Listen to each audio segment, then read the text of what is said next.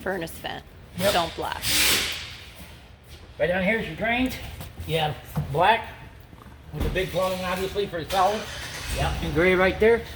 Obviously, your black is for your toilet. And gray is going to be for your tub and sink. Okay. Now, can you empty the gray water separately from the black, or do they have to come out together? No, generally people like to pull the black and then the gray because it kind of rinses out the end. Yeah. But you have right up there, This one? that is a black tank flush. This one? Yep.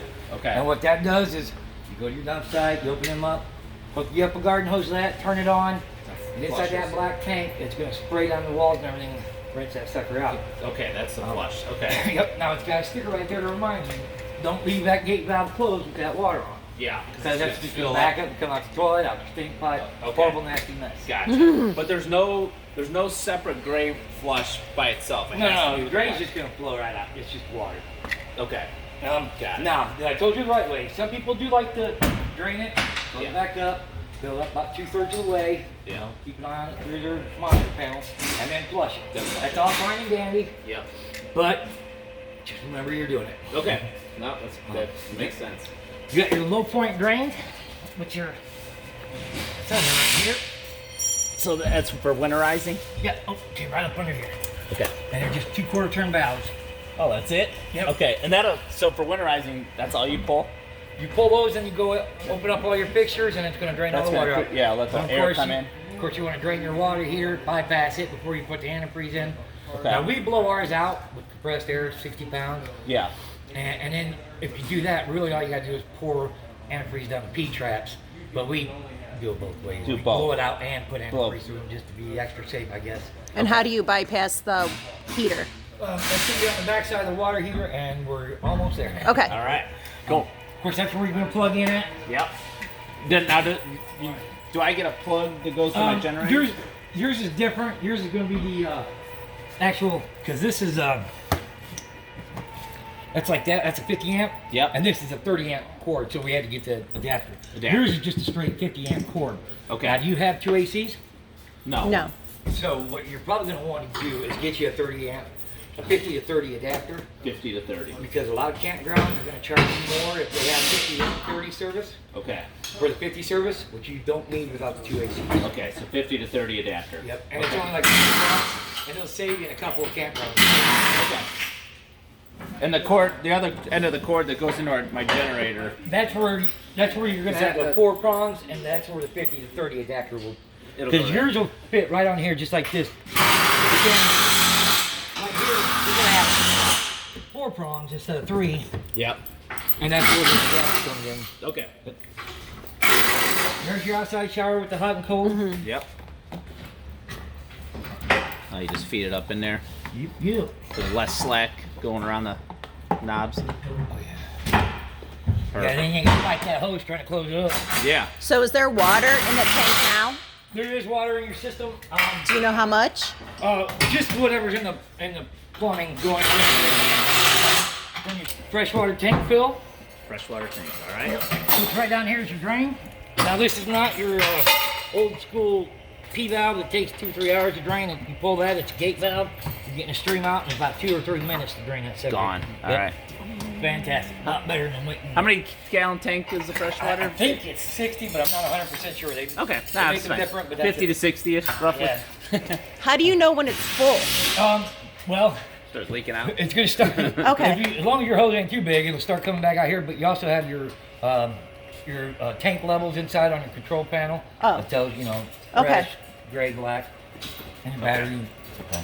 But generally, yeah, it'll start spurting back. So out all there. the levels you just watch on that thing and Yeah. you'll know when just, to... check from time to Okay. time. And when you're filling it, just stay close to it so you're not overfilling it. If you got too big a hose, it's not going to let the water squirt back out, and you could damage your tank. Okay. Pressure release valve. I'm typing I need a 30 to 50 adapter. Got to fix that screw, and then what was that? And then the TV mount. Okay. I was. If That's all right, one that's more all right. thing added to my list, I'd forget them all. That's all right. Good take note. Pressure release valve. Now, this is your drain plug and anode rod. Before you take that out, that's a 1 1/16 socket, by the way. 1 1/16. Yep. Okay. Before you take that out, you're going to want to relieve the pressure. You're just going to spray yourself as soon as you loosen it. Yep. Of course, the anode rod on there is going to collect minerals and stuff you don't want in there. And over 2-3 years, depending on how much you use it, it's going to get eaten away, pitted, and you have to replace it. Did But you that's understand natural. that? Because I don't understand that at all. Yeah. What's that for? The anode rod inside on there, that's to it, like collects nastiness and Yep. minerals and stuff you don't want. Okay. In there. Yep. And it's going to get Like your hot water tank in the basement, there's Right. a long rod that comes exactly. down. Okay. Same thing. Same. Some people like to take them out and just Yeah. put the drain plug in, which is fine. Okay.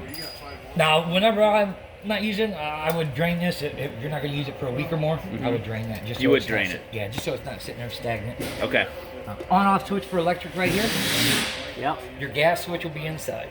Okay. Okay. And then if we want to drain it real quick, take the pressure off, and then it just drains out right here. No, just take the pressure off and then pop that. Oh, and and it'll pop drain. that, and it'll That'll get the pressure off, but it won't drain it all. Okay. That should drain. But from 1 week to the next weekend, would you drain it? No, if you're coming back from weekend to weekend, Yeah. that's fine. It's okay. Yeah. Right. I just would But if you know you're gone for a month, right. then do it. Right. Okay. Now, of course, there's your big 50 amp cord. And like I said, right there's your 4-prong. That's where your 50 to 30 adapter Plugs goes. into the Generator. generator. Yep. All right. This is your water heater backside. Now, if you kind of feed yourself in there a little bit, you can see the back of it. It's got the 2 valves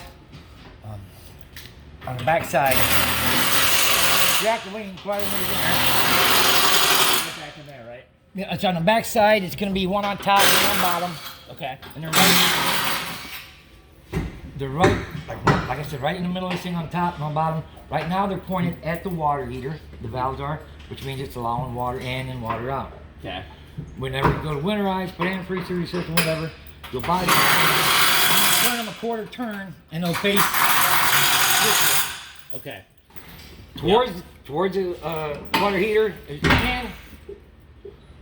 Towards Away the from back. water heater is bypass. Okay. Got it. This is your antifreeze hose. And once you're ready to put antifreeze in here, you bypass your water heater.